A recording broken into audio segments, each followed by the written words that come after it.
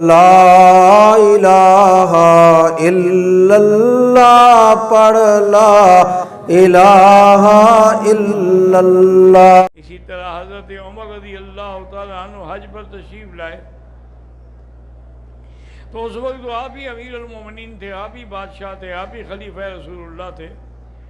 لیکن ایک جگہ بیٹھے ہیں تو عرفات میں بھی اور مزدلفہ میں بھی اور حرم میں بھی، اور دعا کر رہے ہیں کہ یا اللہ میں اب بوڑھا ہو گیا ہوں، اب مجھ سے خدمت نہیں کی جا سکتی، تو اس لیے مہربانی کر کے مجھے موت دیں، لیکن موت ایسی ہو کہ اللہم ارزقنی موت الشہادت فی سبیلک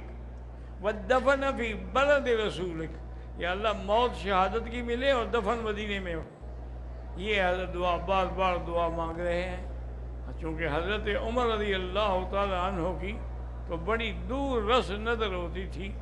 تو آپ یہ دعا مانگتے رہے، اور جب مدینہ منورہ میں تشریف لے آئے تو آپ کو کچھ تکلیف بھی تھی،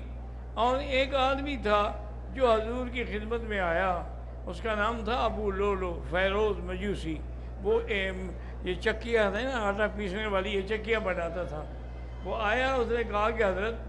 آپ میرے کفیل سے کہیں وہ مجھ سے پیسے زیادہ لیتا ہے۔ آپ نے فرمایا کام کیا کرتے ہو؟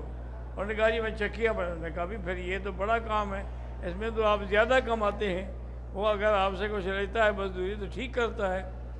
تو آپ ایسا کرو کہ مجھے بھی ایک چکی بنا دو۔ تو کہنے لگا آپ کو تو ایسی چکی بنا دوں گا جو ایک دفعہ چلے گی تو پھر قیامت تک نہیں رکے گی۔ یہ کہہ کے وہ چلا گیا۔ حضرت عمر نے فرمایا سے مجھے اشارہ کیا مجھے قتل کرے گا۔ وہ چکی یہی ہے کہ جب میں درمیان سے ہٹ جاؤں گا تو فتنے پھر قیامت تک ہی چلیں گے نا۔ بہرحال کسی نے خیال کیا، کسی نے نہیں کیا، انہوں نے کہا ہر چیز اللہ کے ہاتھ میں ہے۔ اور پھر مدینہ منورہ میں اللہ کے بلد الامین اور جہاں امن قائم ہو چکا تھا، وہاں کیسے حضرت کو شہید کیا جا سکتا ہے؟ حضرت نماز کے لیے تشریف لے آئے تو آپ صفیں بنا رہے تھے اور محراب رسول میں کھڑے تھے، اور لوگوں سے کہہ رہے تھے بھی صفیں ٹھیک کرو، صفیں ٹھیک کرو۔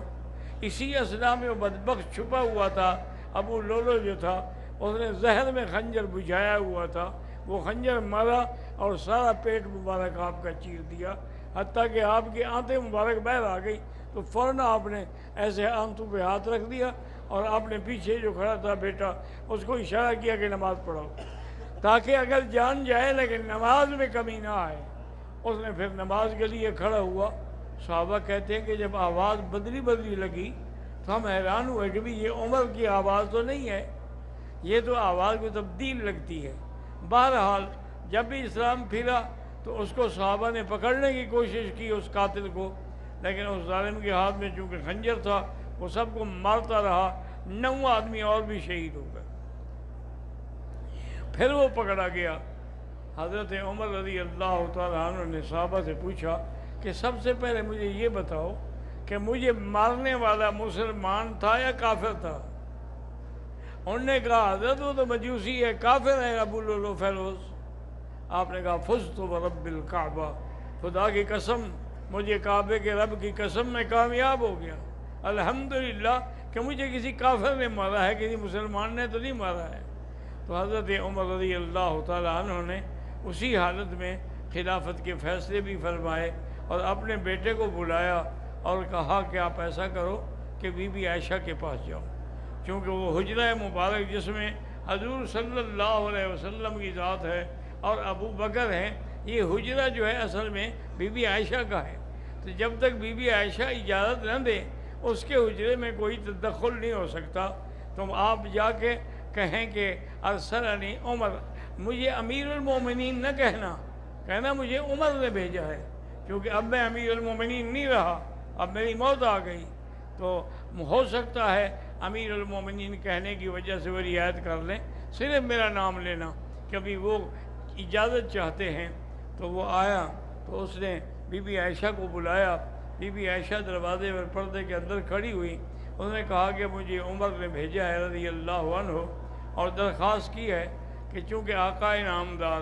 اور ابو بکر رضی اللہ تعالیٰ عنہ آپ کے حجرے میں ہیں، اور حضور جب بھی کوئی بات ہوتی فرماتے تھے انا ابو بکر و عمر، انا ابو بکر و عمر، تو مجھے بھی ان کے ساتھ اکٹھا ہونے دیں، اگر آپ اجازت دیں تو میں، وہ کہتے ہیں کہ میں وہیں دفن ہوں۔ تو بی بی رونے لگ گئی، انہوں نے کہا میں نے جگہ تو اپنے لیے رکھی تھی،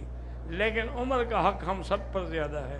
لہذا میں اجازت دیتی ہوں آپ حضرت عمر رضی اللہ عنہ کو حضور کے روضہ مبارک میں دفن کریں۔ اب جناب جب وفات ہو گئی، تجہید ہو، انہوں نے کہا بات سنو، جب میرا جنازہ پڑھ لو پھر بھی جا کے میرے جنازے کو بی بی عائشہ کے دروازے پہ رکھنا، اور پھر اجازت ماننا دوبارہ، چونکہ موت کے بعد ان کو یقین ہو گیا کہ اب میں موت آ گئی مجھے، اب اجازت دیں تو مجھے دفن کرنا، اجازت نہ دیں تو دفن نہ کرنا۔ جو لوگ اتنا ڈرتے ہوں وہ حضور کی اولاد کا فدیہ کھا جائیں گے، روافظ کیسی تہمتیں لگاتے ہیں۔ جو لوگ اتنا ڈرتے ہیں کہ بغیر اجازت کے قبر کی جگہ نہیں لے سکتے۔